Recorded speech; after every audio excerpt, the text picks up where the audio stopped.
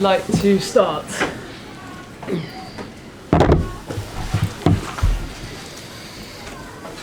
Everybody ready? Emma, was that a game you should have won? I mean, it's a game we dominated, but you can't gift 2 goals so early in the game against top-level opponents. Listen, the first is a mistake in the first minute. The second goal is from a throw-in. They had 4 entries into our box in the first half. 2 goals. We had 42 entries into the box and 1 goal. You know, as a team, we have to be better with that. And we gave ourselves a lot to do as a result of it. Changed their game plan. They sit a little bit deeper as a result of it. We dominated the ball. It was our turn to be on the receiving end of big referee calls today in the box. And that happens, that goes with it. But I want to say congrats to Man United. Their fans and their players put up a great fight. And Mary Earps produced world-class saves. Should you have had a couple of penalties, do you believe? Yeah, of course. But it's not, I can't change that, I can't alter it. But it's very frustrating though, because you've now crashed out of the FA Cup as a consequence of decisions which shouldn't have been made. Yeah, of course. I can't do anything about it though, can I? Kit. Hi Emma. You obviously had a really, really good March from most of it, winning your first 6, and then since then lost at Molineux, lost today. Just looking at the results, it feels like a drastic drop-off. Is it actually the case? Is that actually the case, or? I don't know. Ask me at the end. We've lost the cup game that was fiercely competitive, and we lost by conceding 2 goals very early on in the game without them having to do too much. Lauren James obviously was the pantomime villain of the afternoon. How do you think she kind of coped with everything? I haven't analysed it yet. To be honest, I haven't analysed it. Now you've got such a busy schedule coming up. Yeah. How difficult is it going to be to forget this one and then focus back in the Champions League and WSL? You don't get a choice. So we have to go home, turn around, play Wednesday. So you don't get a choice on that. You have to get over it. How difficult would it be for the players though, especially after 2 disappointments so close together? Yeah, everyone's a competitor, so of course there'll be disappointments. Yep. I mean, towards the end of the half, it felt like when you put, Frank Kirby on, Caroline Carrier, Agibee Jones, the chances were going to come more, and they seemed to sort of dry up. Do you think players maybe got in each other's way, or like the pressure of just the clock ticking? What do you think that was?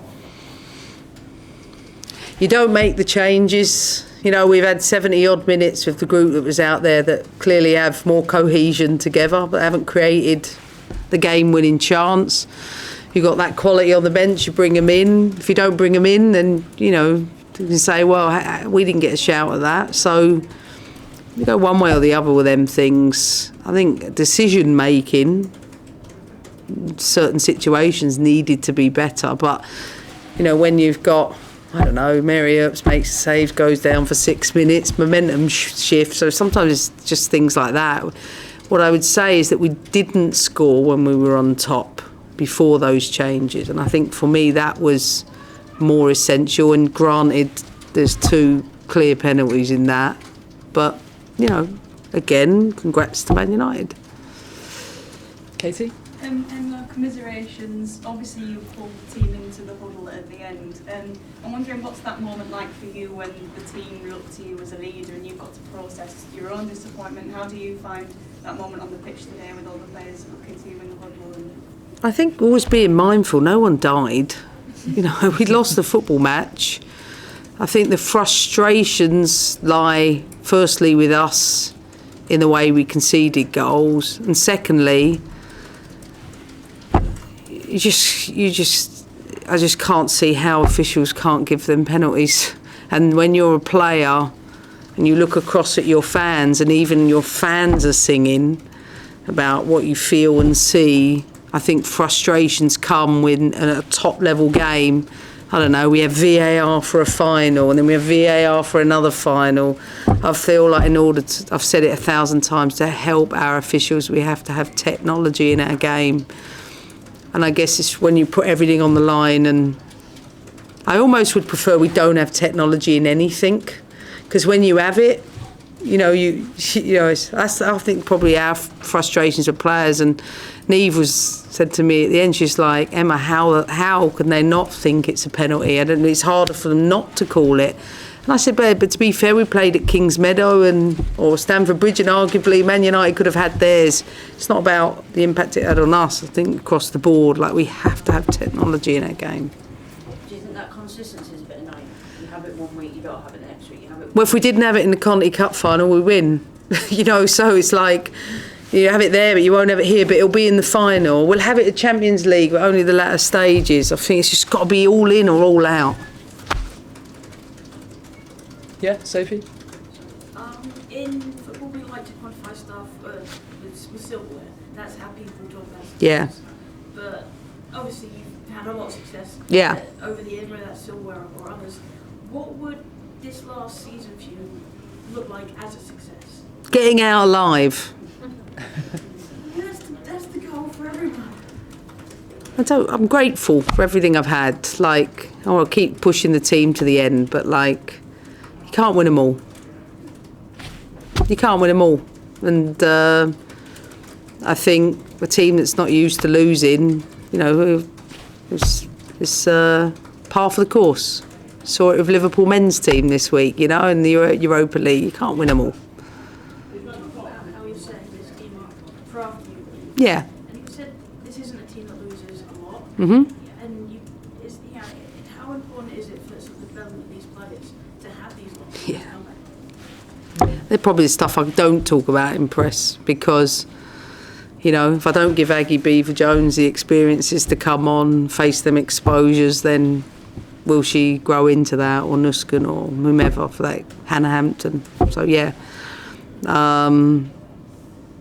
you know, it's something that, you know, for me, I'm equally invested in as I am to winning. And as you know, football games are margins. You know, Ev Perisset's been outstanding for us, and, you know, game can turn quite quickly, and all of a sudden 2 attacks, boom, 2-0, and you're like, oh, you're not winning. I know, but in football you have to minimise as many errors as you can in the first instance, and then take your chances when they come. And the realities are, we haven't done that well enough today to be on the winning end. Is this the worst couple of weeks in your professional career? Oh God, no. No. Absolutely not. I think any more time in Chicago was much worse. Susie? And the first time since 2005 we can have a name on the trophy that's not Chelsea, Arsenal, Man City. Yeah. What does that say about the development of women's football in England? Listen, I'm always, you know, I'm sure when the final comes around, it'll be a great opportunity for one of those two teams. I don't really have an opinion on it, to be honest. Cool. Thank you very much. All right. Get home Okay. safe.